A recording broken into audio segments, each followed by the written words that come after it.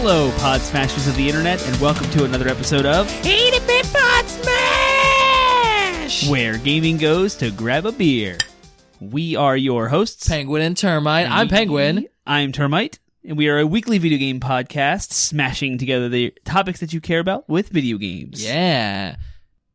Excuse us while we both take a sip at the same time. We're actually drinking two different beers tonight. We are. Because I'm trying to conserve. I went to Rehoboth, I picked up a 12-pack of some Dogfish Head beers, and I don't want to go through them super fast. So he's being stingy is what he's saying. So I gave Penguin here. He gave me free beer. I gave Penguin a Dogfish Head beer, which he can describe if he wants. And I am drinking, I was repeat from the last time, another Evolution Lot Number 3 IPA, which I've drank before a couple episodes back. My description is there. So Penguin, what are you drinking? I'm drinking a Dogfish Head as well. I'm drinking Namaste White, which I believe we've had on the podcast before, but I will read the back of it anyways, just in case we haven't. And I'm going to read it. I'll describe to Termite House, since all the different text is fonts, all crazy. It's all crazy in different sizes.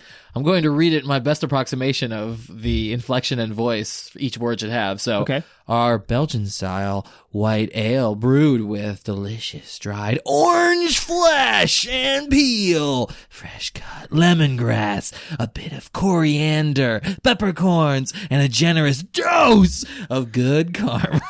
Nailed it. That sounds awesome. That's it. I really want to try that karma. That's it. What's that taste like? Yeah, the karma tastes delicious. Does it? It tastes almost as good as Reddit karma, but not quite. Basically, it's just a little bit more bitter than Reddit karma. Reddit karma. Yeah. Speaking of Reddit, Yeah. hey, we have a subreddit. We do. 80-bit Podsmash, 80bit Podsmash. Yeah, we have regular topics that go up.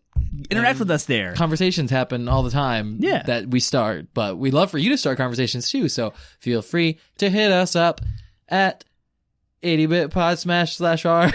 /r/80bit Podsmash. Yeah, that's it. I got your back. Podsmash. I figured it needed a jingle. What are we going to talk about tonight? Tonight, we are doing the second entry in our series called Video Game Lit 101. Is it lit? It's totally lit. It's also literature. So in this series, we're exploring different ways in which video games can act as literature or have literary elements in them. So the first time we did this, we talked about theme, and tonight we're talking about character. So what are the character, how does the literary element of character, how does it work in video games? Like, how do video games utilize it in their storytelling and even gameplay? We'll probably hit the first big three.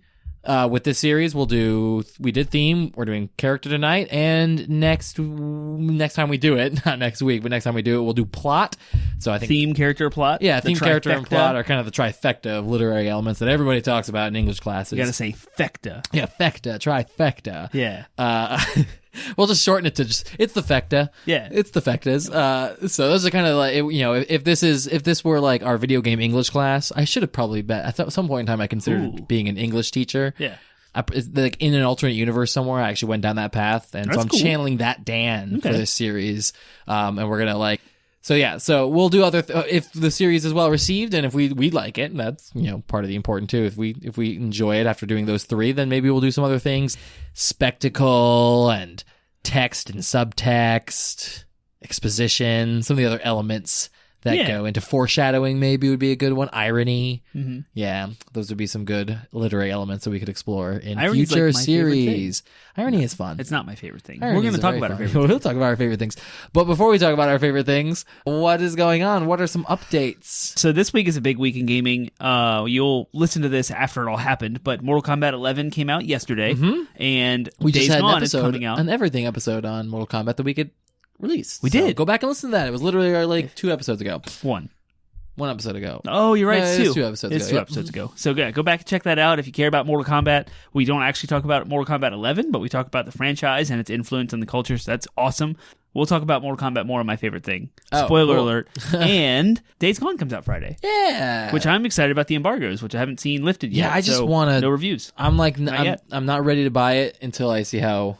I'm ready to buy it in the sense that I've got money set aside in case I want to buy it. Oh, yeah? But I'm not, itching right now to play it. As sort of a mini What Do You Learn, I've been kind of, just playing through some of my old, other games I've been meaning to replay through. So I finished the Horizon Zero Dawn DLC, and I'm thinking about platinuming that, just going back and getting the platinum for that, and which would serve as a second playthrough as well. And I'm finishing my second playthrough of God of War as well, which I've been enjoying immensely. So okay, sweet. So, yeah, you've been playing a lot of God of War. I've seen you online with that. Yeah. So I might finish up the Resident Evil DLCs as well, and then I can kind of put that one to bed at some point. And I should probably play through the Bloody Palace in Devil May Cry 5 before like handing it off to someone. Do you have people jonesing to borrow it from you? Not particularly. Other than me? Other than you, no one's like lining up at the gate. So we need to make a swap at some point because I've got like 7 games I want to borrow from you. So. Still. Yeah, exactly. And that's my point is like, I have like, there's games I want to borrow from you. There's games I still want to get something out of from my own collection. So I'm not like jonesing for a new game right now. But that could change depending on how well Days Gone's received and whether or not it tickles my. I just feel like I've been like between Resident Evil and like relatively recently playing through The Last of Us. I kind of feel a little zombied out, so it would have to get something special to kind of get me into. Supposedly it's amazing. Supposedly it's amazing. Yeah. So they're freakers, not zombies. They are effectively zombies. No, apparently the difference is they're free thinking. Like they actually have brains that think, as opposed to zombies, which are instinctual. But the motif that they're going for is still the same relative. You're still being chased by some human-looking thing that wants to eat you and is not human. Yeah. So they have a little bit of intelligence. That's the difference. Great. They like hoard. I personally am a big fan of intelligence. So. There hasn't been a lot going on this week. Xbox One S has an all-digital edition. Yeah. If you don't count edition in that title, it's Xbox One Sad, which I thought was pretty funny. And it came out, and I was kind of like meh to the whole thing. It would have been exciting if the price was cheaper. It's at $250. Nope. Yeah. And a regular Xbox One S is between $250 and $300. Right. So you're not saving. You're saving less than $200. And sometimes you can get a regular Xbox One S for $200. Yeah, that's disappointing. On the retailer, they should have passed on those savings. At least made it $200. I kind of don't understand. Other than maybe they had a whole bunch of extra Xbox One S's that are on the shelf and they're trying to get rid of to liquidate. They're just like, hey, let's not put disk drives in them, manufacture them a little cheaper and discount it slightly and just sell them. Just see what happens. And it could be a researching tactic because they have nothing to lose now, right? Sure. They're on the losing end. They have nothing to prove, nothing to gain at this point. Nothing to lose. Is that a song? Nothing to prove. Lay it on. It's you and me. We need to have a lighter. Yeah, exactly. Swaying. And I don't know why. Gosh. It's karaoke. Brings back like welcome to high school the memories. 80-bit Podsmash karaoke It's event. A new segment. It's just going to come in the middle of each show. At some time, randomly. So yeah, I'm thinking maybe they're doing some market research here for their next generation to figure out how much this whole all digital thing is. As you may have remembered in 2012 when they announced the Xbox One, they were toying with this idea of no physical media, always connected online, and Sony had their infamous rebuttal to that, which is we got disk drives. Yeah, we have disk drives and we'll let you borrow your games, etc. So anyway, that's it. I mean, like nothing really big. There was some in the fun industry. Anthem drama that. Oh, yeah, they had lives. So they had their first, again, when did the Kotaku article drop? Like a month ago, right? It's been a while, yeah. It's been a little while. This week, this past Monday, they had their first public live stream or whatever since the Kotaku article. Okay. Completely ignored it. Yep, didn't respond to it at all. They were just like, it was smart. Everybody was like the chat was spamming loot. Tell us about the loot. Tell us about what changes to loot. What the most broken thing is, right? Yeah, exactly. They didn't say anything about it at all. They're like, we said in our patch notes that we're looking at the loot and we're going to ignore all questions about the loot and we're just going to talk about what we want to talk about.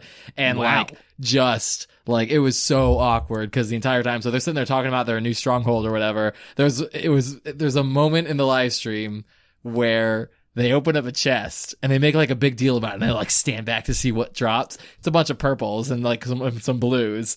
And there's a 10-second awkward silence afterwards where they're like, you can tell they were going to be like, ooh, look at the cool loot that dropped for us. And it was nothing. And there's like 10 seconds of awkward silence. It's just like, it's I thought it crashed out or something. And it was like, it doesn't even work. No, it was supposed to be, well, yeah, their internet supposedly was cut. Right. Like, last week, and so they delayed it till today. Oh, okay. So that was, and so, wow. Or not today, Monday or whatever, but yeah. So people right now the Anthem fan base's faith is completely lost because the other announcement was that they delayed their whole 90-day roadmap they released. Mm-hmm. They delayed pretty much all of it except for like the Stronghold. I did see that has been delayed. Yeah. So it's just like seriously. Do you think there is a Final Fantasy 14 or a what other game got rebooted? No Man's Sky. No Man's Sky. Yeah, that's it. Those are the two. Do you think there's a redemption story possible with this game? Possible, but it seems like it's getting less and less likely as each month goes on. You know what I mean?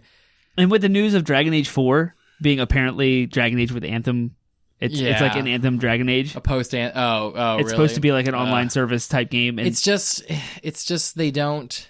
It would take. I don't know what it would take at this point. I feel like Anthem's just also in a bad place where like No Man's Sky and Realm Reborn still happened. Like their turnarounds kind of happened at a time where the players were more tolerant of this kind of thing.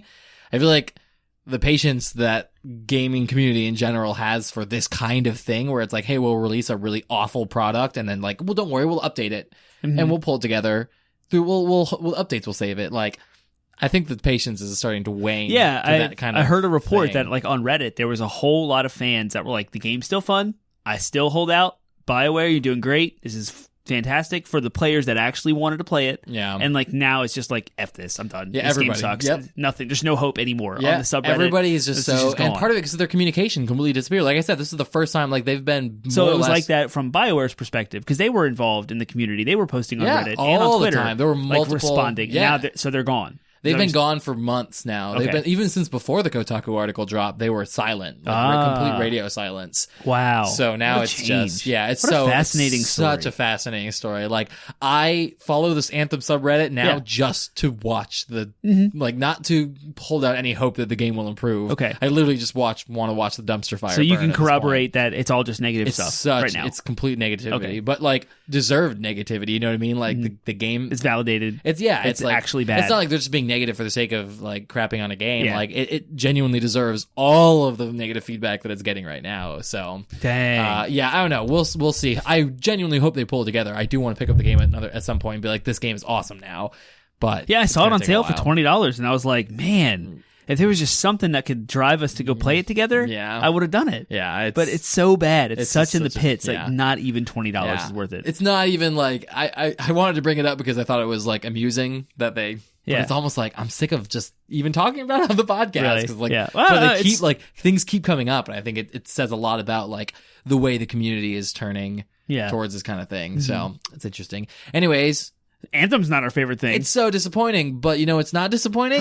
Doing this podcast is our favorite thing. Doing this podcast is our favorite thing. Woo! Favorite things. Favorite thing. Every single week, we update you with something that we're jiving with, something that bumps us, that gets us going. That gets us moving. Something exciting. It could be anything as shallow as the light plug in the wall works and it provides electricity to my lamps, to something as deep as I've had a meaningful weekend with my son. Yeah.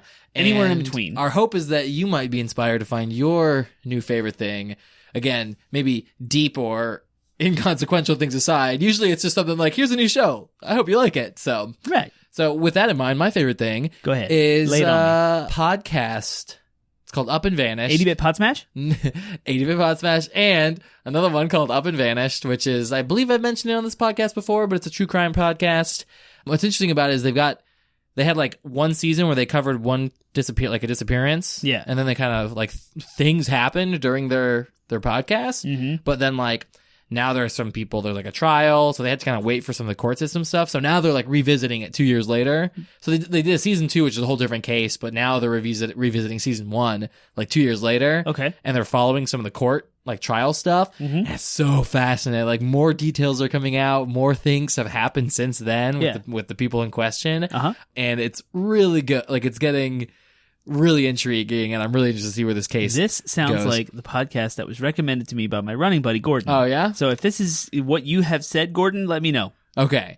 It's I won't spoil anything for those who are intrigued and want to go on the kind of journey, but let's just say, like, again, it's like things developed, like the case actually developed while there. So it's not like some of these other true crime podcasts where it's just like, here's all the facts, here's all the details, but like, who knows what will happen? And, they just kind of leave it where it is, like leave it with those lingering questions. Like, questions are answered throughout this podcast, which is part of what makes it unique. So, okay. But I think it's great that they're doing new episodes to kind of follow up since the case is still ongoing. Sweet. So, Still Up and Vanish. Check it out. Still awesome. Still awesome.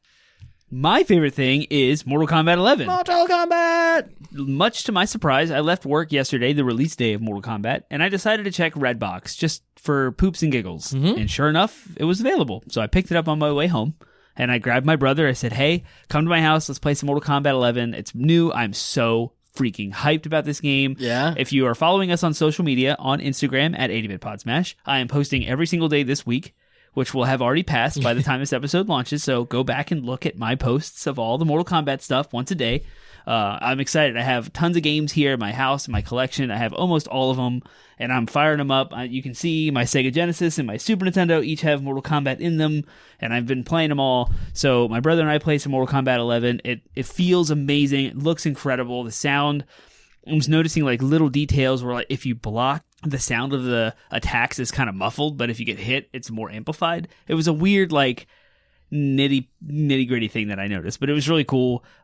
They've slowed the game down substantially since Mortal Kombat 10, so it feels more like, to me, it feels more like Mortal Kombat 2, which was my favorite in the intro. Nice. in all of them. Yeah. I haven't gotten into the whole. Apparently, there's a giant loot box controversy with it. The developers actually lied on a live stream. Oh. So get this. All right. What? So if there's a panel or if there's an interview, usually those things are very like curated by PR, right? You have curated answers. You've got you know in advance what you're going to say, and you have your PR beats and your marketing and stuff that you're going to promote. And whenever you're asked a question that might not be the best answer, you have a way of skirting it, right? Uh-huh. But during a live playthrough demonstration, one of the developers looked at the camera and said, "There are no microtransactions." But then he like looked away from the camera awkwardly for a few seconds. Like maybe he shouldn't have said that, because there's totally microtransactions. There are 7 different currency systems in this game. Oh my gosh. 7. It's crazy. And apparently someone did the math on Reddit. I saw it today. $6,440 to buy everything in the game. Wow. If you just don't want to grind anything and you just want to buy it all, for every character, every fatality, every intro scene, every customization, item, mask, chest, weapon, colors, etc., it's a little nuts. All of that aside, which is dumb, none of it's really like gameplay changing. Sure, none of it actually impacts the game. So if you play online, all the customizations I would are just expect cosmetic. Mortal Kombat to do cosmetic microtransactions. But in single player, there are these towers that provide extra like mini game type extras. Like, so, for example, you'll one-on-one fight, you'll be bombarded with fireballs and lightning bolts throughout the entire fight, and you can't block, so you get hit by everything, and you're totally defenseless. You can actually bolster your stats, but it's single player. So the customizations that are tied to microtransactions can bolster your stats, meaning it's kind of a pay to win, but only on the single player stuff. Yeah. Against the AI. So anything online is totally balanced. So maybe giving that developer the benefit of the doubt, he meant the microtransactions don't affect online. Sure. I'm guessing that's what he meant. So I'm on the fence about the thing. I'm glad. I have a stance that I don't normally pay $60 for fighting games. The exception to that rule is Smash Bros. Yep. Only because we have a group of like 7 friends that want to play Smash almost at any weekend at a moment's notice. Drop of a hat, yeah. Yeah, just come play Smash. If there was that kind of community around Mortal Kombat or Street Fighter or Marvel vs. Capcom, I would buy those games, but I don't. Because $60 for a fighting game is kind of shallow. It's like it's a shallow game. It's a fighting game, right? You're not going to get a whole lot out of it. So anyway, my brother and I sat through and we played through the first 2 or 3 hours of the story mode.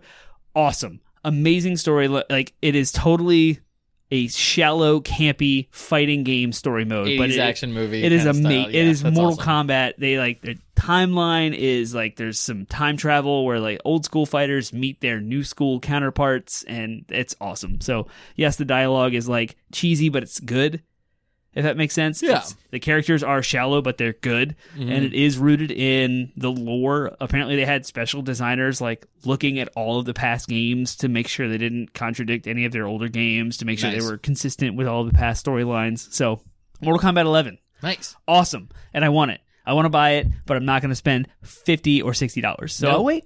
Nice. Awesome. I can't wait to play it again. It'll be on sale soon. Will you play it with me? Sure. You'll fight me? Yeah, All I'll right. be bad, but I'm terrible. You have no idea. It took me hours to just do the tutorials. Nice. Yeah, and they tell you exactly what to do. Oh, fantastic. And I still couldn't do it. All right, let's move on to our next segment, which is DLC.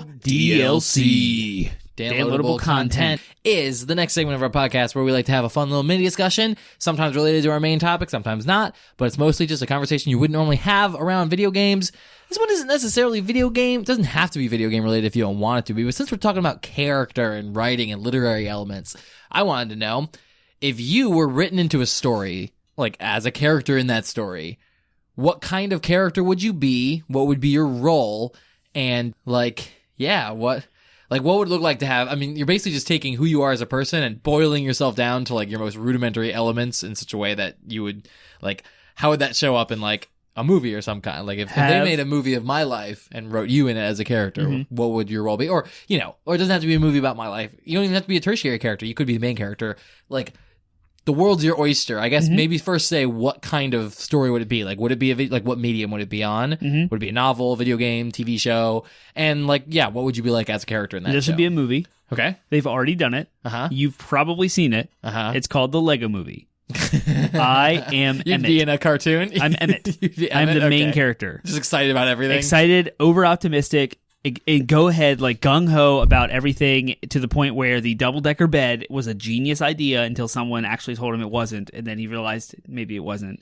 But when that movie, the perfect example of me and my correlation was the double-decker bed, because he was so excited about this awesome idea where you could have friends over to like watch a movie or sleep together, and then one person raised the question of like, yeah, but then the feet above you would be dangling in front of your eyes because this is like a bunk bed but with couches, and so that wouldn't make any sense. And I was like, oh, I didn't realize that. Like even me in the theater when I watched that movie was like, yeah, double-decker bed, that sounds amazing. awesome. Yeah. And then they said that and I was like, oh, I didn't think about that. Double-decker couch. Yeah, that's what I meant. Double-decker couch. I kept saying bed. You just kept saying bed. So yeah, if you go back and watch the Lego movie, I, Termite, You'd be like am Emmett. Yeah, Emmett. a character like Emmett. Entirely. Yeah, I feel like I'd be somewhere between, I think I would be like a Wash-like figure in like a sci-fi show where I'm kind of snarky, kind of sarcastic, kind of just making like quips. I definitely wouldn't be a main character.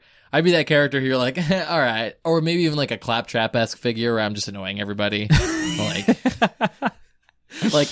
think I'm hilarious, but really I'm just annoying everybody. And the audience kind of like, they kind of like love to hate me, hate to love me kind of thing. That's kind of how I feel. There's a little definitely aspect. be in some kind of sci-fi thing though.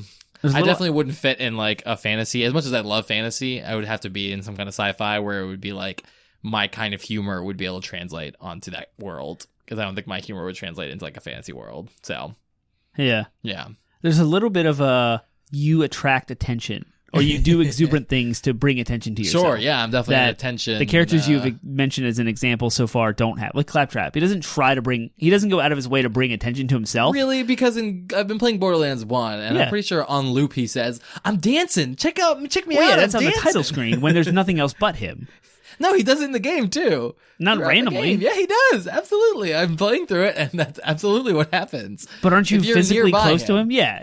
That's what I mean. If you're nearby him. Yeah, he doesn't interrupt your dialogue. Like, he doesn't radio sure. communicate with you, other than to let you know that there's more missions available. There's more missions on the bounty board. Right. Yeah. But there's you go out of your way to make people pay attention to you. Pay attention to me, yeah. And I don't think Claptrap does that. Fair Maybe enough. I'm wrong. Wash does that, though. Does he? Totally. I haven't seen Firefly in so long. Oh, that he I don't loves remember. attention, yeah. There's a whole episode that revolves around him having to come to terms with the relationship that the captain has with his wife because, like, she pays more attention to him, kind of, in certain circumstances. What's his wife's name? Zoe. Yeah, I thought so. There's another Zoe. I was about to guess that. Yeah.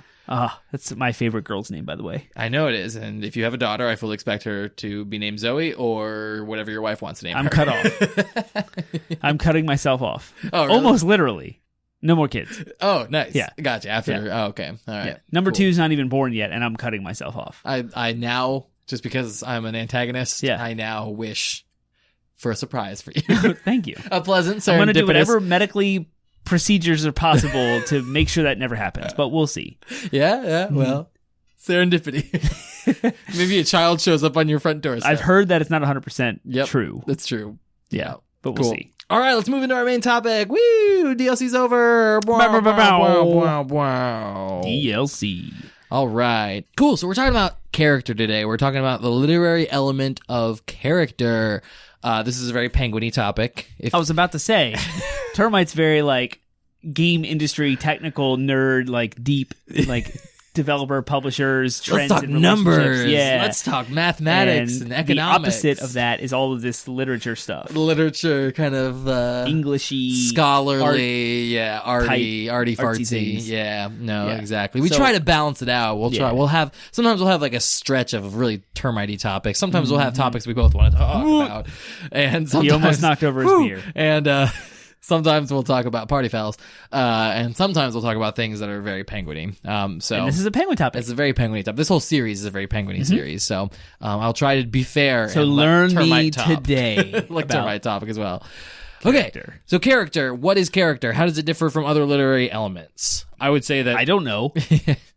I would say that character is obviously, it's definitively the most recognizable literary element there is. It almost transcends the idea of literature because it's just, I mean, character is like the first thing you get introduced to in storytelling because not only is it so crucial, like you can't have stories without character, but also like unlike plot and theme, which are a lot more heady and kind of like things you kind of learn about as you grow up, like characters. I was also going to say that plot and theme you don't really know until the end of the production. Sure, yeah. But character you can get ASAP. Yeah, you get it immediately. Here's the first person you see. Yeah. Whether it's a musical, a movie, a book, a game, it doesn't matter. You see a person that has a name, a gender, and some sort of job, role, and problem that they're trying to overcome. And you can see their character arc. Almost, I mean, in some situations, you see a character arc finish halfway through the movie or even a third through the movie. But to get the plot or the theme, you have to watch the entire content, right? Yeah, no, exactly. Okay. Yeah, the theme. I mean, you'll get hints of themes. You'll get hints of both plot and theme. Like, sometimes you'll be watching and you'll be like, oh, I know where this is going. Or theme, you'll be like, oh, I'm kind of getting these vibes, of the theme.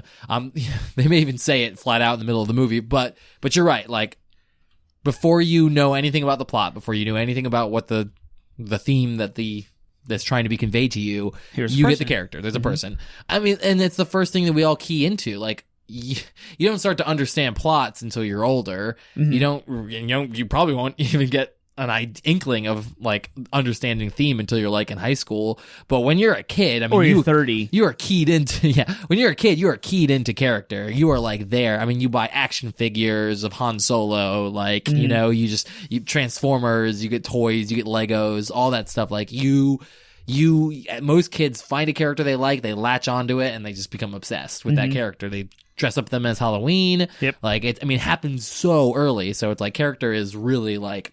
We love character. We love characters. We love them. We love to talk about them. Yeah. Even if you're not like a literary type, you'll still probably have a conversation with your friends about characters. Yeah, I really like.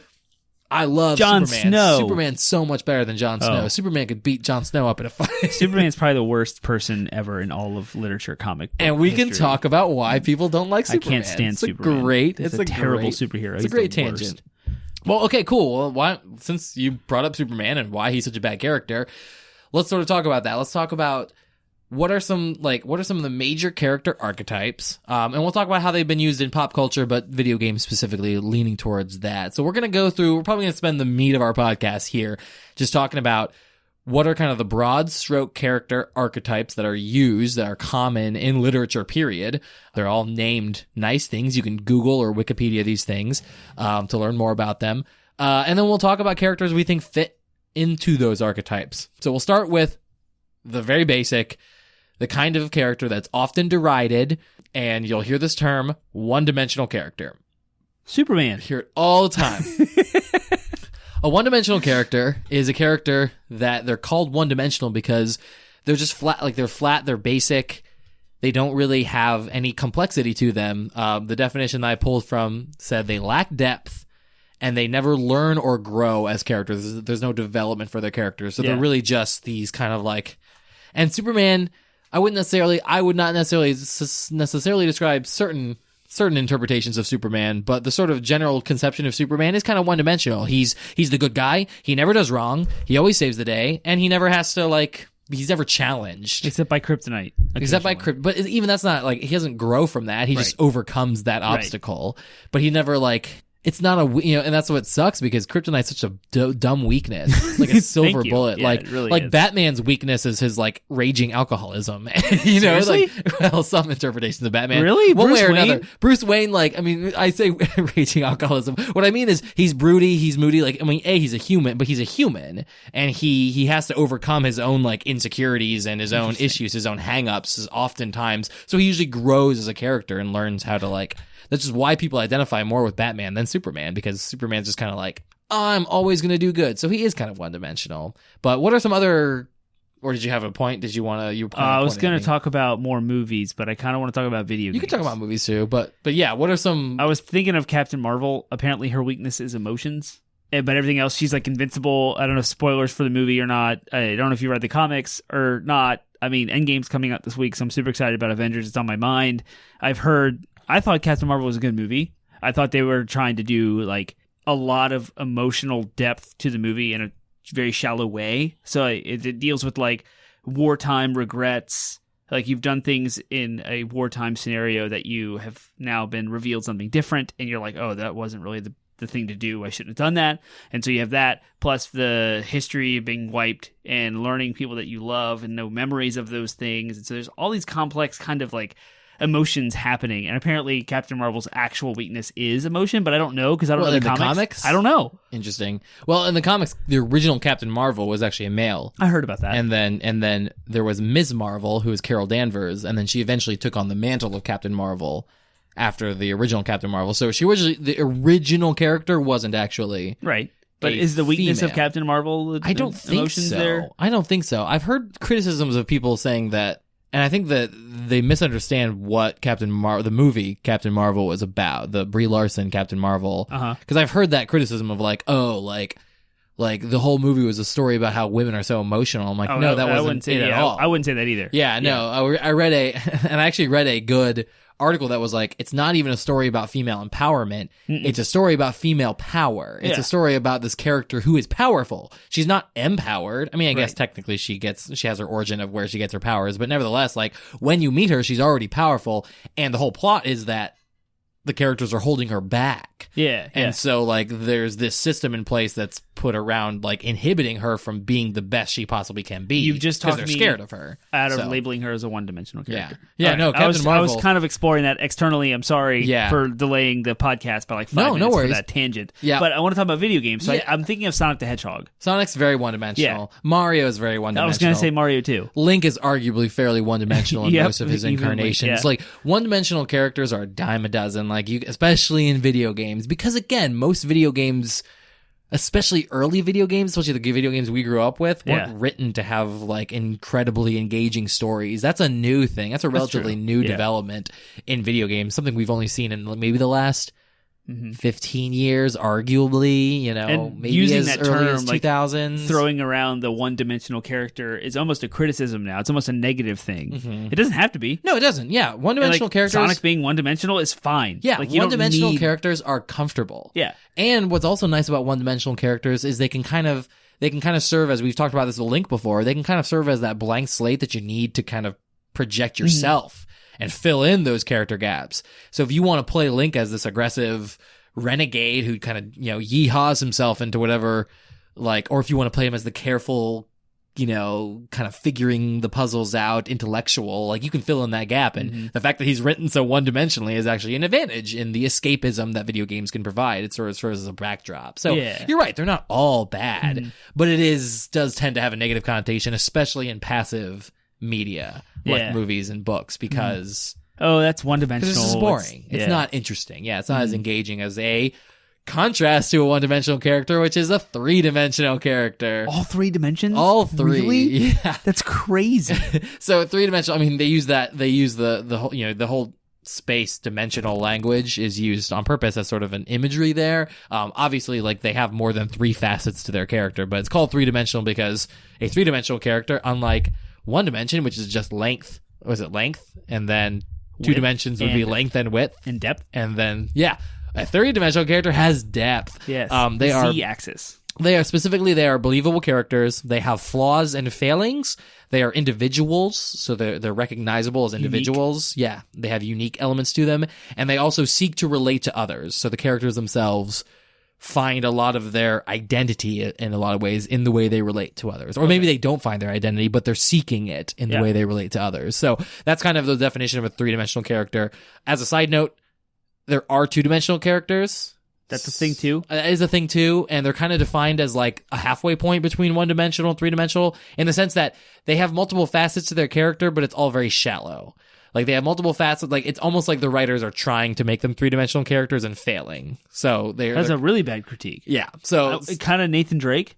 Maybe, yeah. Two-dimensional? Yeah. He doesn't really change. Yeah, he doesn't really grow and change, but he's obviously got some complexity to him. A little bit. Like they trying to make especially him with 4. Yeah. I mean, which is funny because I would definitely say that a three-dimensional character, Sully is a three-dimensional character, and Elena definitely three-dimensional character. They both have depth, they both change and grow, and they have failings. Yeah, I mean Nathan Drake has failings and flaws too, but you're right, he doesn't really grow and change as a result. Not of too much overcoming them. Not a lot. So that's why I'm thinking of him as a 2D. I guess definitely 1 and 2, Uncharted 1 and 2. Yeah, 3 he starts to change. 1 a and 2 bit. is one-dimensional. Yeah. He doesn't change at all. He's fair. exactly the same. Yeah. He doesn't go through any crap. I would say by until 4, 3. he's kind of become a three-dimensional character because he has that whole thing of like he has to kind of let life go. Yeah. And spoilers, and give up the thief's life. So, right. I mean, three-dimensional characters. Three-dimensional characters we're starting to see a lot more in some of those highly regarded video games. I mean, freaking Joel and Ellie both from The Last of Us are three-dimensional characters. Kratos and Atreus are three-dimensional characters. Freya, like full of... Aloy is a three-dimensional character for sure. Kind of leaning a little towards two-dimensional, but yeah, Arthur and Dutch, both very three-dimensional. So we're starting to see some of these, again, a lot of these, part of the reason why some of these highly regarded video games of the last 5 years are doing well is because they have three-dimensional characters. Let's pick a character that because you're the lit character literature guy. Sure. Pick a really strong video game three-dimensional character and let's talk about that. Give me one good example and let's flesh it out. I mean, I've been playing God of War again recently, so I have to pick Kratos. And you're playing it through the second time, so it means you've got all the hype out of your way. It's like your rose-colored glasses are gone, like long gone. Yeah, you're on the second playthrough now, so you're playing because you enjoy it. You're not trying to get trophies. You already have the platinum, right? Yep. Yeah, so you're playing through it again just for the sheer joy of it. Yep. Yeah. All right. So three-dimensional. What did you say it was? Believable, they have flaws and failings, individualistic while also seeking to relate to others. Yep. So Kratos is trying to relate to his son. Yep. His character arc what I love about Kratos specifically is kind of like Nathan Drake, like you were saying, he was such a one-dimensional character in Gods of War. Oh, he was. The first all the way 7 God of War games. When God of War 4, quote unquote, the newest one was announced, they were like, what are you going to do with Kratos? He sucks. No one likes him. He's just this anger, rage, masculine. Just like, machine, brrr. like death machine, kill machine. And he had no depth to him at all. And he was, anyway. So... so now that's what I love about the Cory Barlog's God of War 4 is that they took this very flat, one-dimensional, like, character that people not only were sick of but felt sick playing. Like I said, I played God of War 3 and I felt sick playing him sometimes, and they made him a character with such depth and complexity. And what makes him three-dimensional is just the fact that he's got so many like the game is really a study of the psychology of fatherhood. Like Kratos goes through this journey of like, and very little of it is actually spoken until like near the end of the game, but you get a sense of it the entire game. You get the sense of like he both fears and hates his son while also loving deeply his son because it's the last bit of like it's the only thing he has left from his wife who just died at the beginning of the game. Yeah. So he has this deep affection for his son while also hating the fact that his son is a god like he is.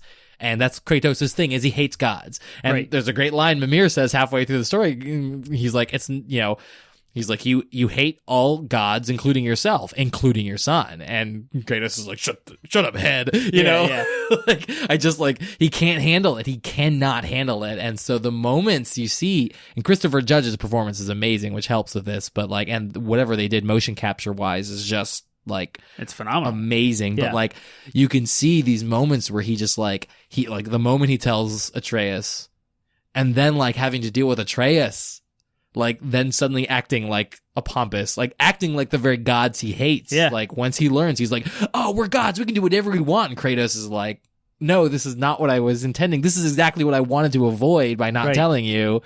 And having to come to terms with that, having to like sit him down and be like, look, now I have to be the hard hand because now you're I hated that part of the game. It was so I wanted stressful. to punt Atreus so many times. Like, shut up, boy. But it was what makes Atreus such a good character too, is he too has flaws and failings. Because when they first present Atreus, he's like this perfect little angel. He's obedient. He's respectful. But he's also like, oh, I don't want to hurt anybody. I want to just help people. And then he too goes through this journey of having to learn like, oh wow, no, I'm a god and I've seen how gods behave.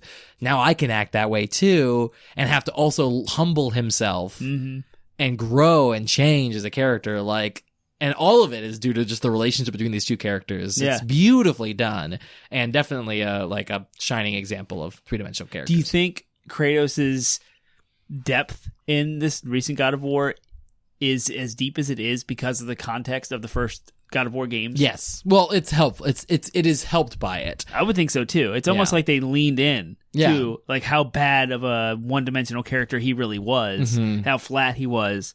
It was like, okay. I don't think it was their intention when they first wrote the original Gods of War, though. I think that it was something they realized. They're like, oh, hey, we've grown up as developers. Santa Monica, the whole God of War team, they're like, we've grown up. We don't want to make the same God of War game again. But also our audience has grown up and they're sick of who Kratos is as well. So it was almost like, I mean, there had been a long gap between God of War 3 and God of War 4. So it's like, I think they realized they're like, we have to tell a more mature story or we're going to lose our audience forever.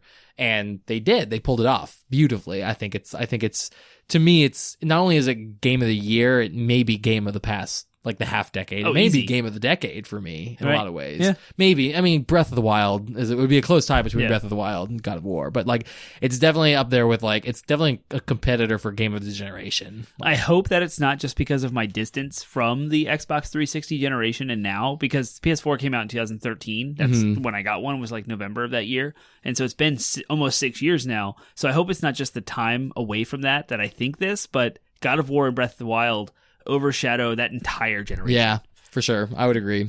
Like, yeah. Except for maybe things like BioShock. I don't know. There are some really good ones. Yeah.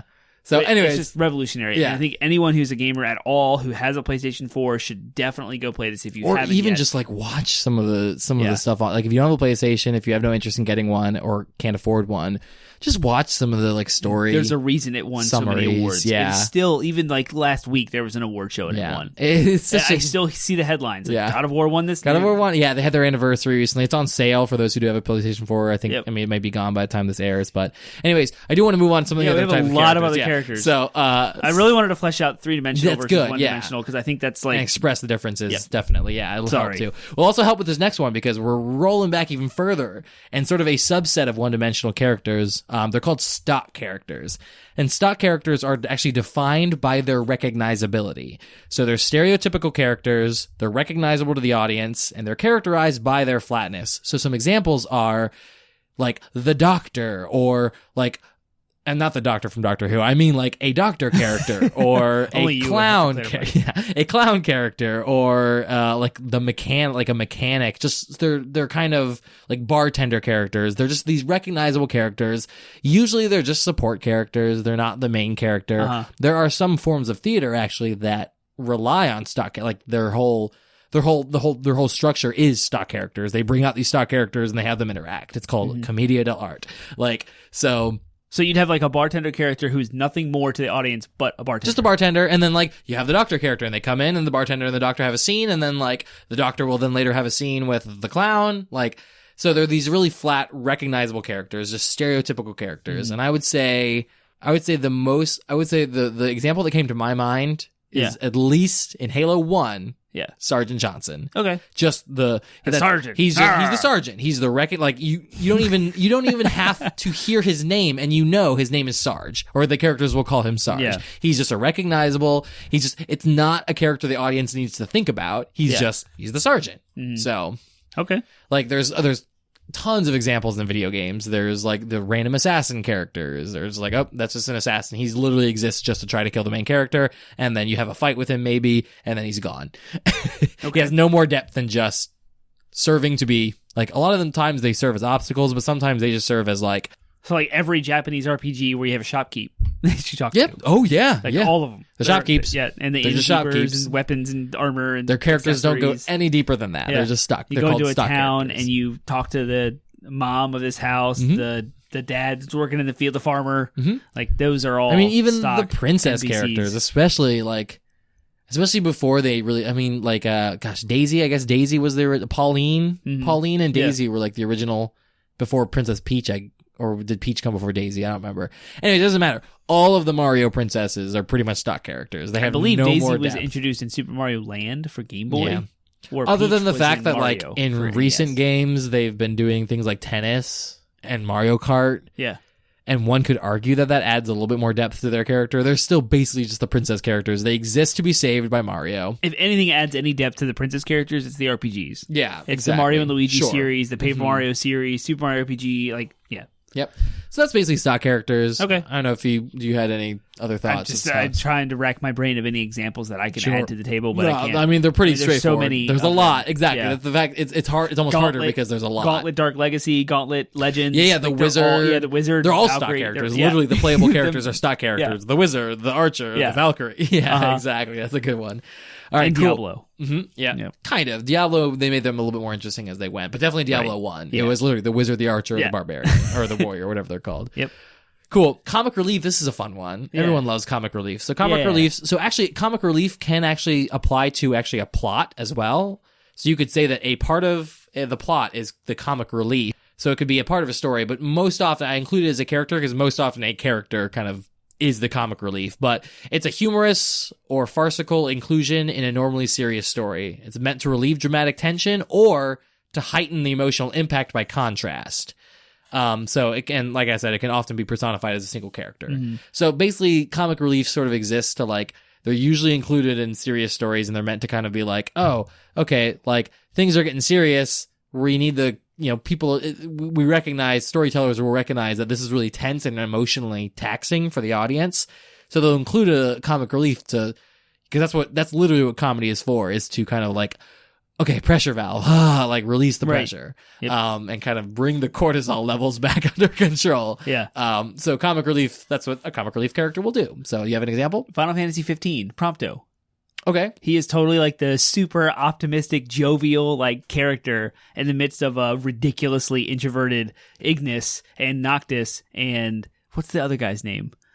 I don't know. The fourth dude. I can't remember his name at all. I know his face, but yeah, Ignis and Noctis are like really intense Like, and like seriously, yeah. super quiet, emo almost. And then Prompto is like, "Hey guys, what's up?" He's like, "Boo boo doo doo boo," and then he's singing the Chocobo song and like Nice. having a blast during all the fights. And there's scenes there that are. You talk about contrast. It's like they build this giant emotional tension between Noctis and the love of his life. He's supposed to get married, but there's this war going on, and their hometown gets destroyed while he's on his bachelor party, and like the whole game is like the dude's getting back to the girl and going through all of this, and they hear the news, and they all this like fear and every loss of his. I'm not going to say spoilers, but it gets crazy, and the game's mediocre at best. I'm sorry, Final Fantasy 15 was good, but Yeah. it's a mediocre story. It has its flaws, but Prompto is definitely the character of comic relief by far in that game. Nice. That's Good what came to example. mind, Yeah, no, it's a good example. I was kind of trying to rack my brain for one as well. Like, again, the immediate thought that came to mind since I've been playing God of War is Mimir sommes serves as the comic absolutely. relief. Yeah, Mimir's awesome. Mimir is another great example of a just three-dimensional character. Mimir serves a lot of roles. He serves as like exposition. He gives a lot of Yeah, he really does. good storytelling. He kind of serves as like the old wise sage character, Yeah. where he's like, here, let me impart some wisdom on you, and let me kind of guide you through your emotional journey. He serves as the audience's perspective, like when Atreus starts acting like a little crap. Mimir the entire time kind of serves as the audience's perspective. He's like, are we gonna talk about that? Like that thing that just happened, are we gonna talk about it? But one of the things that's great about Mimir is he also serves as comic relief. Like during some of these really intense scenes, Mimir will make a wisecrack or something and kind of relieve that tension. So that's a yuffie And like Barrett in Final Fantasy VII has moments. Kate Sith Kate Sith. is a lot of comic relief as well. Sorry, Yuffie's I keep bringing up Final Fantasy games, but they're the ones with so many characters. It's just kind of and also staple. they're also known for very intense They are. stories Yeah. too. So cool. That's good on comic relief. Let's kind of flip that on its head and talk about the kind of contrast of that is what's a tragic character? Tragic character who makes a judgment error that leads to their demise. Yeah, so they're characters that like they don't ever win. You call them tragic because they're otherwise you would have been rooting for them, but they just make some bad choice and it leads to other bad choices. So, gosh, I had one. Joel is kind of a tragic character. Some of it's not necessarily choices he made. He's tragic in some ways because of things that happened to him, but again, he also makes a very tragic choice at the end of The Last of Us. Don't spoil that. I won't spoil, but go back to play Last of Us 1, dude. Oh my gosh. Yeah, he makes a very tragic choice. We don't know if it'll necessarily lead to his demise, but it definitely will impact his relationship with Ellie. Yeah. So, yeah. I feel like Snake is that too. Really? From Metal Gear Solid? Yeah. Like, I feel like he makes a lot of decisions that are just sad. Yeah. And like finds himself in positions where he is manipulated and he falls right into their traps, plays right into their enemies, the antagonists' games. At least I haven't played 5, but 1 through 4, at 4 you see him as an old man. He's battle ridden and you can tell he's gone through a lot of stuff, but he still falls for the same traps of the antagonists. Metal Gear Solid's ridiculously deep. I don't even want to. That's a game right there that we could do an entire podcast on and more. Yeah. Because the storytelling of Metal Gear Solid is incredibly complicated. Yeah. I'm trying to rack my brain because I had there's something recently that I was talking about and I was like, wow, this is an example of a tragic character. This makes me feel bad for them. But I can't for the life of me figure out like who, like right now. I know on the way home I'm gonna be like, oh, it's this character. So from a game or a movie? I think it was from a movie or maybe it was a book or show. It could be a lot of those things. There's a lot of really good tragic characters in Game of Thrones. So speaking of that happening, like I think Arya Stark is probably going to end up as a tragic character because like she's made some really dark choices. Yeah. And I think they're going to come back to haunt her. Like I don't think that comeuppance has happened quite yet, but like you're rooting for Arya. A tragic character is often a character that you are rooting for or could see yourself rooting for. I have hopes for her. But you also recognize they've made bad choices and they're probably going to suffer the consequences of those choices. So that season 8, episode 2, though. It's good. I liked it. It was good because it was it was another good character development show in a season that's probably going to be at a speed. Like it's going to, from here on out, it's just going to be like boom, boom, boom, boom, boom, boom, boom, boom, boom. Resolution, plot, conflict, climax. Like I think all that's going to happen really quickly. So the fact that they took the time to just like flesh out some character moments, I thought was a pretty good choice. So actually it's being well regarded for that reason. The master of all literature characters, cannot think of any other tragic characters in a video game that you want to talk about. Do you have one in mind? No, I have no idea. I'm scrambling. I'm trying to figure out what to even suggest. Gosh, there was like I said, I had an example like weeks ago, and it's just slipped my mind. Would you say Master Chief is tragic? Cortana might be a little tragic. I can see Cortana being a bit of a tragic character. But I haven't played. I only know from the end of 3 where she was like going through data corruption as a result of the great stopping the Great Mind. No, I never. Seriously? I started it, but I really want to. I was hoping that we would be able to get more time. Handsome Jack's a little bit of a tragic character, but he's also kind of fits in another archetype that we'll talk about. But anyways, all right. we'll move on. I want to talk about 2 of the more recognizable, 1-dimensional, 3-dimensional characters. We've talked about. Comic relief is pretty recognizable too, but here are the ones that everyone talks about all the time. Protagonist and antagonist. Yeah, those are the main character. But I also think that they're misunderstood because there's an argument to be made. There's an argument out there floating around the internet that Thanos is the protagonist of Infinity War.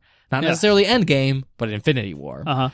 So let's talk about protagonists then. So what is a protagonist? A protagonist is usually a central or main character, usually the central or main character, almost always the central or main character. But what defines them is they're the character that makes the key decisions in the story and faces the consequences of those decisions. They drive the plot forward, and their fate is most closely tied to that of the audience, if that makes sense. Their fate is the one that the audience actually cares about. So by that definition... So again, in most cases, that definition applies to pretty much every main character ever. And in video games...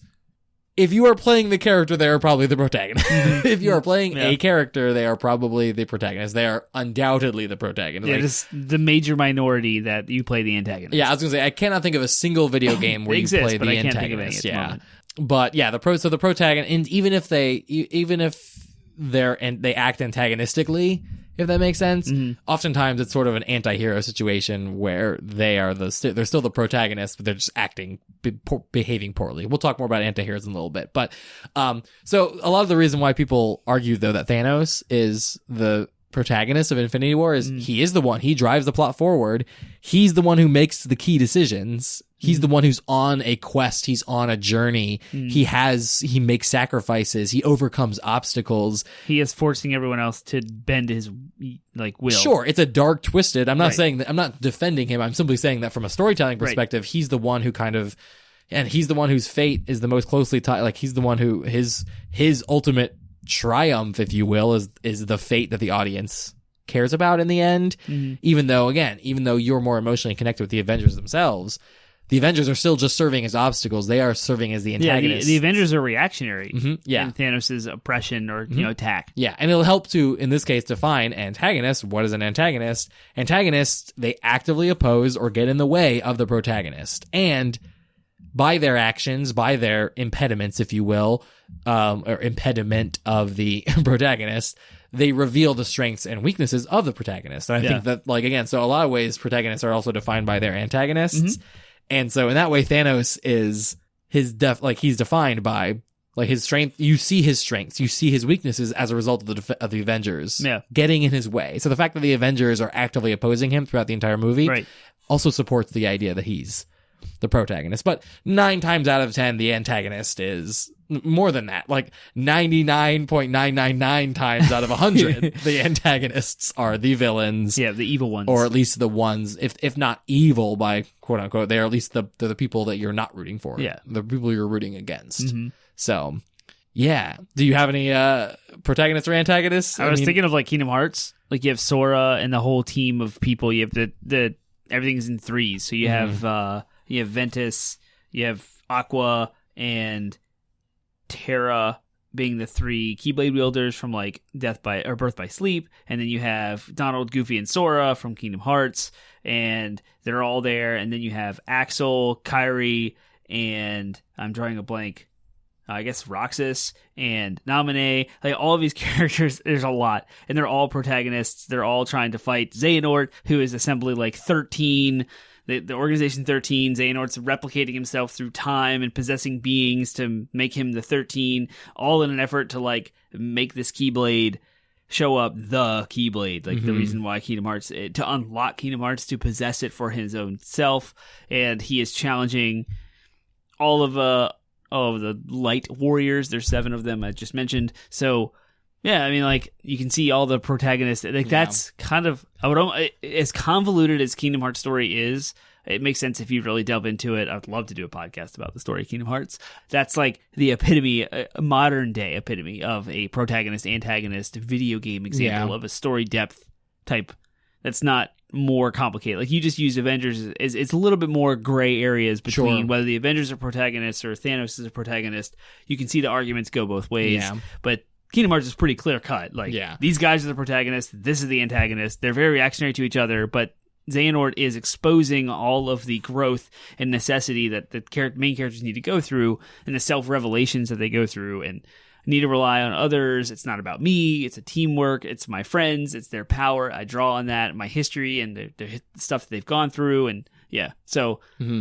I think of awesome. I've been thinking of one of the thoughts that came to mind while you were talking about an interesting thought, at least in regards to protagonist and antagonist. I don't know if I can say that they're good examples, but they're good examples of where it gets complicated. Is dealing with protagonists and antagonists while trying to tell a story through a fighting game is so hard, because sometimes you are legitimately playing the antagonist. Right. Sometimes you're playing as there's multiple protagonists and trying to weave their threads together in a way that makes sense and tells a complete story arc.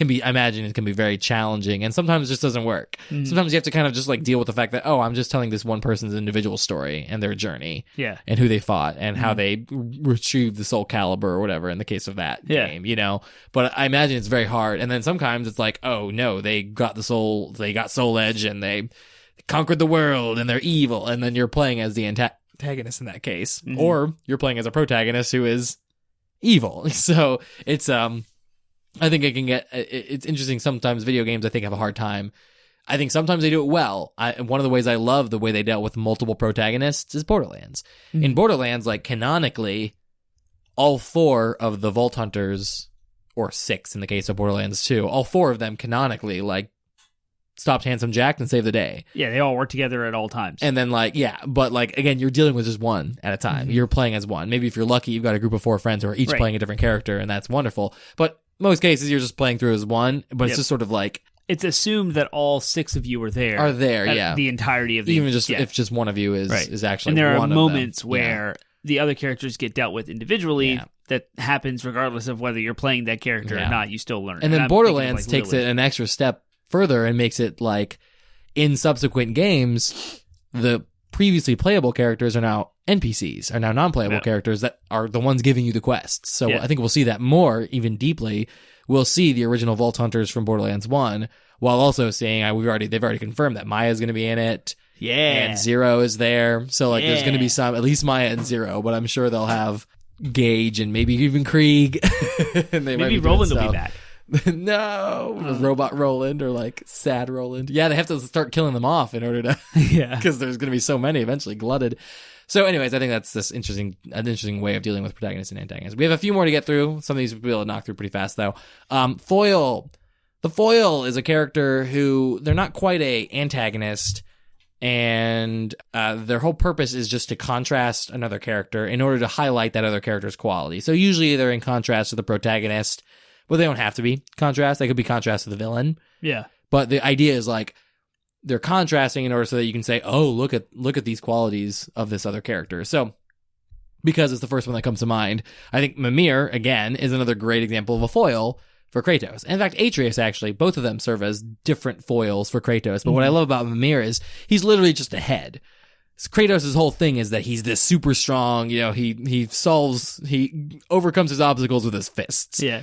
And strength. his curt words, whereas literally Mimir is just a head. He's just he is purely intelligence. His only way of like surviving and accomplishing things is his intellect. So it serves as a great contrast to he literally is a head that's dangling from your belt the entire game from the point that you pick him up. Yeah. And I think it serves as a great contrast and therefore highlights the fact that Kratos is so blunt. It doesn't make Kratos any less of an interesting or deep character. It doesn't even make him unintelligent by contrast.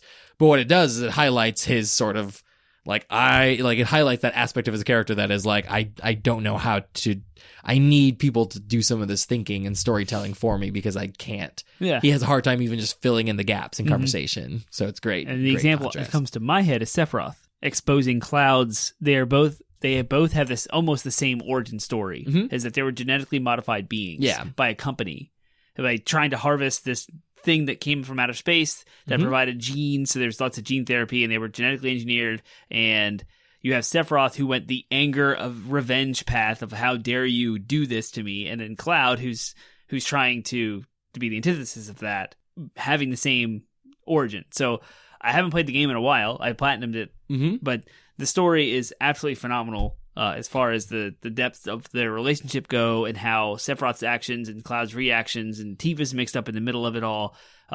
She was attacked by Sephiroth at one point, rescued by Cloud, who was like childhood friend, who had aspirations to join Soldier, which was this army to like go and be a hero. So, Cloud had this very protagonistic view of everything. I want to be strong. I want to be the hero, but he failed all of it, lied to all of his friends, and he had to deal with all of that. And you have Sephiroth, who's just anger and revenge across the whole world. How dare you cast us aside? We are the true race. Almost Hitlerist about like the Aryan race. Like, my Genova cells make me better. And so anyway, that's a really amazing story that I think is more complex. A more simple foil that I also can think of is like Knuckles and Sonic. Okay. Like literally one's blue and one is red. They're literally like their color scheme is meant to be a foil to one another. But like, again, Sonic is all like, optimistic, racing, and fast. Like, fast. I want to be fast. I want to run. Whereas Knuckles is like, his name Knuckles implies fists, implies he's got the spikes on his hands. Yeah, and he's a little bit more edgy, and he goes like he can burrow underground. He kind of serves as like they kind of highlight the qualities in one another by contrast. It's interesting. So it's rudimentary, but I think it serves as a good picture there. I like it. I want to talk about the antis. The antis. Not the opposite of uncle, but aunt. Like I got auntie. I got you. Uh-huh. Yeah, that was a bad Anti-hero. joke. Bad joke. Bad attempt at comic relief. No, anti-heroes and anti-villains. An anti-hero, you hear this often brought up. Like I've heard this term thrown around inappropriately sometimes, but an anti-hero is a character who is he's like a protagonist. He may not necessarily be the protagonist, but it's a character without the typical heroic traits whose actions are ultimately heroic, if that makes sense. So Deadpool's a great anti-hero example. The one video game one that comes to mind that I've always loved, probably it was the first time I actually heard the term anti-hero applied to a character growing up. The character Illidan Stormrage in Warcraft. Oh, okay. Quintessential anti-hero. Yeah. Totally selfish, totally after his own interests, but ultimately acts in the interest of the protagonist, ultimately acts in a way that is self-sacrificing and to, stop some greater evil force. But again, his motivations are entirely selfish. His actions are kind of questionable. Like, the actual way he does things is questionable. He definitely makes dark pacts with evil forces and accidentally turns himself into a demon on multiple occasions. Definitely a complicated, and anti-heroes often fall in that three-dimensional character category because they're not just straightforward heroic, what we expect. Right. I want to save the day. He's not Superman. Batman's another great example of an anti-hero. Malcolm Reynolds from Firefly is a great anti-hero character. They're characters that, they have varying levels of actual compassion. They could be completely selfish, but they're not your typical hero. They're characters, they don't have that bravery, honor, and selflessness kind of persona. They're much more in it for themselves, but then again, their goals often end up aligning the same. I'm thinking of like the Grand Theft Auto protagonists. Oh yeah, because all of those guys are like, there's nothing heroic about them at all. There's a lot of good examples in video games because right now anti-heroes are all the rage. Everyone loves to write anti-heroes because they're more fun. Quite frankly, we're all bored. We've all grown up with your Captain Americas and your Supermans. The characters, the Boy Scouts, if you will. Master Chief is not an anti-hero. You know what I mean? No, yeah. Like they're. So it's sometimes easier to define anti-heroes by who they're not. But yeah, anti-heroes are all the rage right now. Conquer from Conquer's Bad Fur Day. Yeah. Did you ever play that game? No, but you never played through it? I was too young to be allowed to play that game. Oh yeah, I had got my none hands. of those restrictions. I played Mortal Kombat when I was 3 years or in third grade, and then I played Conquer the moment it came out. Yeah. I rented that sucker and played through it, and it's rampant with bad language and pseudo-sexual content, and it's a giant like movie parody. Nice. It's awesome, but it came up as an anti-hero, and there's a quote on this website. It's like one of his quotes is, "I'm going to get tanked tonight." He's the main character. Nice. And it's hilarious. Yep. Anti-villains are kind of in contrast, and they're not quite as they're not. People don't often talk about anti-villains. You don't hear that term as much. Yeah. It is an actual term, though. You can look it up. They are characters who have noble intentions or goals, but ultimately act villainous. So they're a contrast to that. So for those who are Stormlight Archive fans, the first example that comes to mind is Taravangian from Stormlight Archive. You've gotten far enough to know who Taravangian is. Yep. Yeah, he's, without spoiling it, he comes across as this very nice, very kindly old man. And his goals actually are, he does genuinely want to save the world, but the way he gets there, his sort of ends don't ends don't justify the means, or ends do justify the means from his perspective. That's a very anti-villain perspective of the ends justify the means. It doesn't matter how we get there. Like, all that matters is that we get there. It doesn't matter what evil things we do in order to get there. Yeah. In video games, I mean, Handsome Jack's kind of an anti-villain because he genuinely thinks he genuinely thinks he's the hero. Yeah, he does. He genuinely thinks that what he's doing is in the best interest of the world, but he's evil. He's so wrong about that, and he's deluded. That's a great, Handsome Jack is a great example of I feel like video game the anti-villain. Anti-villain is actually a well-written villain. Yeah, no, absolutely. Anti-heroes, if you take any he's a three-dimensional villain. Yeah. Whereas an anti-hero doesn't necessarily line up with a three-dimensional hero. Right. That's weird. It doesn't have to either. You could still have a 3-dimensional villain who has all this complicated, the Kingpin. And Yeah. he's a great example of, he's 3-dimensional. He has all these flaws. He has all these, he's believable and he has all this complication to him, but he still genuinely is just selfish and wants to do selfish things. Mm-hmm. So you can have a character that has depth and is selfish, but part of what makes anti-villains, what defines anti-villains, is their seeming selflessness. They're just willing to do whatever it takes to save the world or to save their country or whatever. So ultimately their goals are noble, but their actions end up being villainous and they still have to be stopped because they're villains. Yeah. I can't think of any other video game examples right now other than Handsome Jack, but that's just because I'm blanking. Sometimes it's hard to think of video game villains. When you turn the mics on for a podcast, everything just goes away. Yeah, it's true. Cool. The last one I want to talk about, the last character archetype that's in there is oftentimes it's referred to as the ingenue, the French word. They're really love interests because ingenue specifically is meant to apply to female characters only. So I'll just say love interests in general because they can be of any gender. Yeah. They're kind of fall into that stock character realm of one-dimensional stock characters. A lot of these overlap. But love interests are specifically characters in stories whose main purpose is their romantic relationship with another character. It doesn't even have to necessarily be the protagonist, but they're just love interests. They're characters that are like, oh, we're just including this character so that this other character can have a relationship. And have something to fight for. Sure, yeah, have exactly. Something to live for. Right, but the characters themselves, they don't really have any more depth to them other than just their relationship to. And that can almost be taken as a critique too. Yeah, no, it absolutely can be. It can be a critique. Sometimes love interests, again, they don't have to be one-dimensional or stock characters. Mm-hmm. They can have depth to them. I would say Elena was kind of written as a love interest for Nathan Drake, but then ended up they fleshed her out and made her more interesting than just a love interest. So they can be okay, but again, you can tell that Elena's original purpose in Uncharted 1 was just so that Nathan Drake would have some hot lady to impress. So trying to think of more. Yeah. There's it's one of those, there's so many examples. I mean, Peach is a love interest. For Mario. Yeah. Ilya in Twilight Princess, kind of a love interest. It's not specifically, but it's kind of like they're in that sense of, in that part of Zelda where they're like, we don't really want people to think that Link's going to end up with Zelda, so we're going to write this other character that Link can kind of have a flirty thing going on with.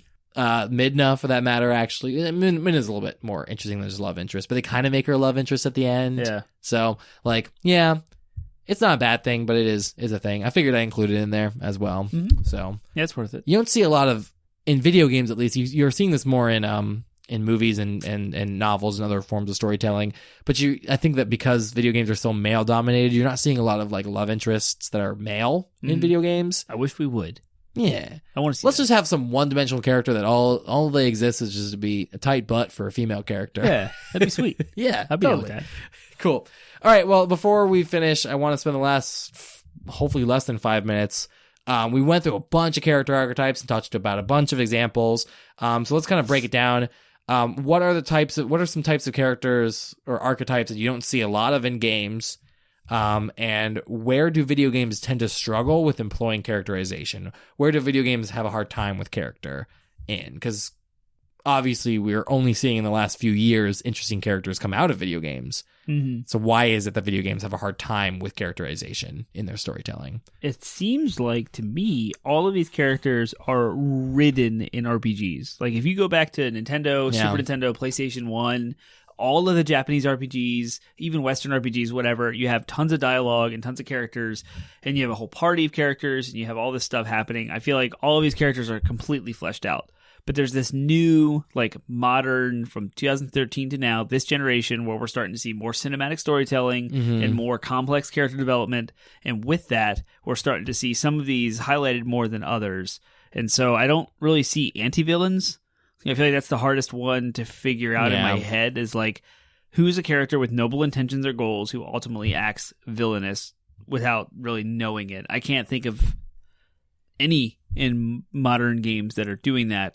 I would love to see someone that's listening to us right now go to Reddit, go to Facebook, Twitter, or whatever, tweet at us and let us know if there is one, but I can't think of one that's done really well to the point where it stands out. So that's my example of what I would like to see more of. I think the anti-villain, the three-dimensional villain, if you will, the one who's I'm not actually bad. I'm just doing all this stuff because of this noble intention. Mm-hmm. But it's acting. It's doing all these bad things to people. Yeah. Like that's something, I don't know. All, like I said, going back to the dialogue, all of these characters, all of these styles are everywhere, and all of RPGs. They're just not in the modern action cinematic AAA, big budget games that you see. I mean, it's always a problem with video game. I mean, again, part of what the problem with video games and characters is that video games have to be something like by the very nature of the medium, they can be so many different things. And most of the time they're not, or not most of the time, but many of video games aren't actually trying to tell a good story and don't care about story at all. Literally, the story, if the story even exists, it's paper thin, just enough to justify not anymore the gameplay. And in some cases, not even. And we're not even seeing single player campaigns in a lot of first person shooters anymore. It's just first person shooters, and so the character you're playing as doesn't go beyond anything more. But again, they're not supposed to be. They're esports, or they're gunning to be esports. They're gunning to be competitive things. Who cares what the story is? Like, quite frankly, other games, it's just like sometimes again, a lot of game characterization will suffer when you have character customization. We've talked about character customization before. You can't really write a good character when you have to allow them to be both male and female based on the character choice, right, or black or white, or you can't write an interesting racial character if you have so many racial options to choose from. So I think we're seeing a lot more. We're seeing a lot better characterization in single player stories that have a set character that you're following. So Aloy, Kratos, these are established characters. You don't even get to change what they look like, other than maybe the clothes they're wearing. That's what Sony has just knocked out of the park. Yeah, and Sony's doing great. Yeah.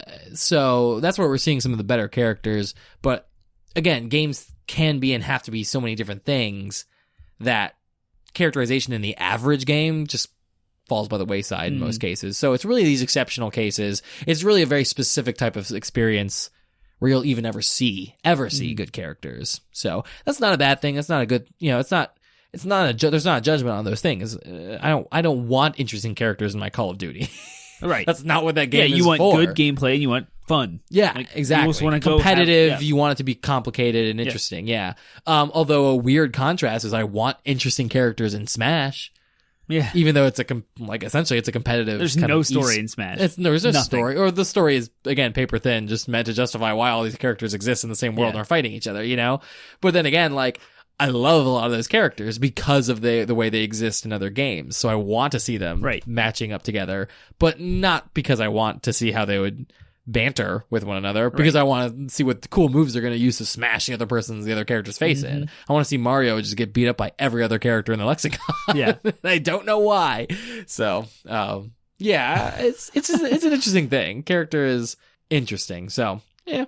A lot of there's the types of, there's, we don't see a lot of, we've talked about this before, we don't see a lot of three-dimensional female characters. We're seeing more, which is great. There's a movement towards that. So I want to continue to see more. Like I said, I was disappointed that the Fallen Order was just the main Jedi was just a white dude. Like a dude, That's okay. It's not, they could have made a more interesting choice for sure. Yeah. I definitely want to see more. In the same way that I think I mentioned this before, in the same way that God of War explored fatherhood really well, and The Last of Us, we're seeing games explore more of this idea of fatherhood. I want to see some games explore motherhood. We're seeing movies and television and stuff like that explore motherhood, and I want to see that more in games. Yeah. So, but anyways, I think we'll wrap up there. I don't think there needs to be much more said in general. We're at an hour and 20 minutes already. So all right. Try to cut that down. Maybe it'll be less by the time you're listening to it. But yeah, so what are your thoughts on character? We want to hear what you think of this idea of character as a literary device. We want to hear if you like this series on literary devices, motifs in video games in the first place. Devices, motifs. If the word choice there does not show how Penguin and Termite are foils to one another, I think that's as clear as day there. So yeah, let us know what your thoughts are on character. Let us know what your thoughts are on just sort of games as literature in general.